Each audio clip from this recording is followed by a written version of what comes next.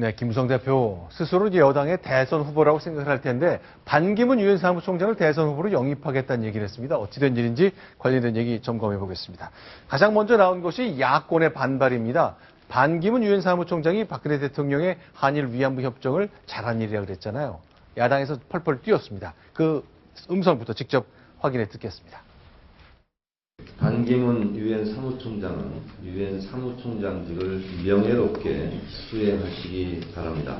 위안부 문제에 대해 합의에 이른 것을 축하한다고 말했습니다. 유엔이 가지고 있는 기본 입장과 상충되는 발언입니다. 유엔 사무총장 개인의 입장인 건지 유엔의 입장인 건지 분명히 해야 할 것입니다.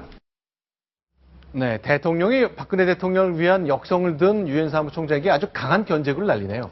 그러니까 야당의 입장은 이런 겁니다. 네. 그동안에 이제 유엔에서는 위안부 문제와 관련해서 일본의 책임을 줄기차게 요구해 왔다는 거죠. 각종 산하 인권 기구를 통해서 일본 정부의 법적 책임을 수용할 것을 요구하고 피해자에 대한 정의 회복과 배상 책임, 그리고 기소 이런 문제를 거듭해서 요구를 해왔고 또 위안부 문제에 대한 유엔의 입장을 계속해서 일본 보고 받아들일 것을 요구해 왔는데 반기문 유엔 사무총장이 뜬금없이 협상이 잘 됐고 정말 좋은 협의다 이렇게 얘기를 해버리니까 그럼 유엔의 공식 입장과 반기문 사무총장의 입장이 다른 것 아니냐, 어떤 게 맞는 거냐 얘기를 해라, 이렇게 지금 계속해서 야당이 공격을 하고 있습니다.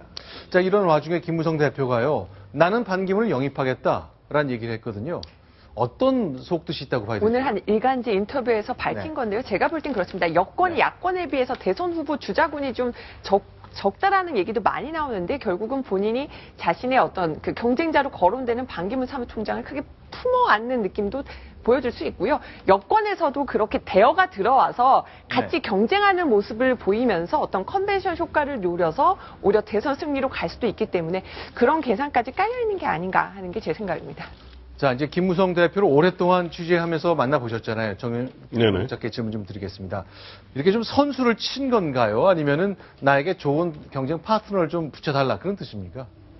정치적 덕담하고 그 속내는 엄연히 다른 것이고, 네. 덕담에 가까운 발언과 진짜 속내를 그렇게 쉽게 드러내겠습니까? 네. 물론 전제는 지금 현재 반기문 유엔 사무총장이 정치적 행보를 할 것이다 하는 전제하에 지금 얘기를 풀어가는 것인데, 일단 영입하자는 거야 뭐 원론적으로 우리 여권 전체 인물 후보군을 넓히겠다는 취지로 보이는 것이고, 과연 그 뜻이 모든 대선 후보까지 반기문 총장한테 양보한다는 뜻은 아닐 거라고 봅니다. 네.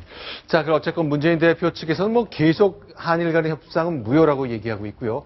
반기문 총장을 겨냥해 비판도 했습니다. 문재인 대표가 새로 영입한 표창원 교수는 오늘 굉장히 매서운 글을 썼는데 과연 이게 얼마나 깊은 생각 끝에 내놨는지 좀 생각이 여러분이 다를 것 같습니다. 이렇게 얘기했네요. 소개를 좀 해주시죠.